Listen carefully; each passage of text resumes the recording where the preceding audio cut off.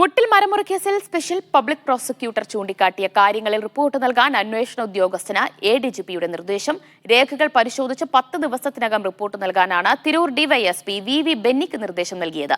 ഇന്നലെ ക്രൈംബ്രാഞ്ച് എഡിജിപിയുടെ നേതൃത്വത്തിൽ ചേർന്ന ഉന്നതതല യോഗത്തിലാണ് തീരുമാനം.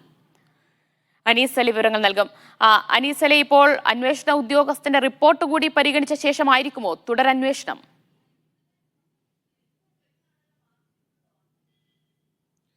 ദിവ്യ, തുടരന്വേഷണം എന്ന കാര്യത്തിലൊന്നും തീരുമാനമായിട്ടില്ല. തുടരന്വേഷണമോ അല്ലെങ്കിൽ അഡീഷണൽ കുറ്റപത്രം സമർപ്പിക്കലോ മറ്റു കാര്യങ്ങൾ എന്താണ് എന്നുള്ളതെല്ലാം തീരുമാനമാകുന്നത് ഈ ഡിവൈഎസ്പി വി ബെന്നിയുടെ റിപ്പോർട്ടിൻ്റെ അടിസ്ഥാനത്തിലായിരിക്കും. ഇന്നലെ ചേർന്ന യോഗത്തിൽ വിശദമായി ഈ കാര്യങ്ങൾ ചർച്ച ചെയ്തിട്ടുണ്ട്.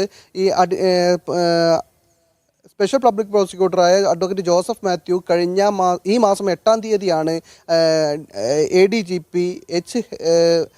വെങ്കിടേഷിന് കത്ത് നൽകിയിട്ടുള്ളത്. അതിൽ പറയുന്ന എല്ലാ കാര്യങ്ങളും ഇന്നലെ ചേർന്ന യോഗത്തിൽ അന്വേഷണ ഉദ്യോഗസ്ഥർ ചർച്ച ചെയ്തു എന്നാണ് അറിയുന്നത്. അന്വേഷണ ഉദ്യോഗസ്ഥനായ വി ബെന്നി തിരൂർ DYSP ആണ്. അദ്ദേഹത്തിൻ്റെ നേതൃത്വത്തിലാണ് ഈ മുട്ടിൽ മരമുറി അന്വേഷണം നടക്കുന്നത്. അദ്ദേഹവും അതുപോലെ തന്നെ ADGP വെങ്കിടേഷും അതുപോലെ 2 SP-മാരും ചേർന്നാണ് യോഗം ചേർന്നത്. ആദ്യം ഈ 8-ാം തീയതി കത്തിന് ശേഷം 13-ാം തീയതി ഒരു യോഗം ചേർന്നിരുന്നു. അതിൽ ഈ പബ്ലിക് പ്രോസിക്യൂട്ടർ അടക്കമുള്ള ആളുകളും പങ്കെടുത്തിട്ടുണ്ടായിരുന്നു. അതിനുശേഷം 2-ാം ഘട്ടമായാണ് ഇന്നലെ ചേർന്ന യോഗമുണ്ടായത്. ഇതിൽ ഇദ്ദേഹം കത്തിൽ ഉന്നയിച്ച എല്ലാ കാര്യങ്ങളും ഇഴകീറി പരിശോധിച്ചു എന്നാണ് അറിയുന്നത്. അന്വേഷണ ഉദ്യോഗസ്ഥനായ DYSP വി ബെന്നി അതിലെ ഓരോ കാര്യങ്ങളും വിശദീകരിച്ചു എന്ന് അറിയുന്നുണ്ട്. എന്തായാലും ഈ കാര്യത്തിൽ അദ്ദേഹത്തിൻ്റെ വിശദീകരണം, ഈ കാര്യത്തിൽ ഓരോന്നിൻ്റെയും റിപ്പോർട്ട് രേഖകൾ പരിശോധിച്ചുകൊണ്ട് തന്നെ 10 ദിവസത്തിനകം സമർപ്പിക്കാനാണ് ഈ യോഗത്തിൽ DYSPയോട് വെങ്കടേഷ് ADGP ആവശ്യപ്പെട്ടത്.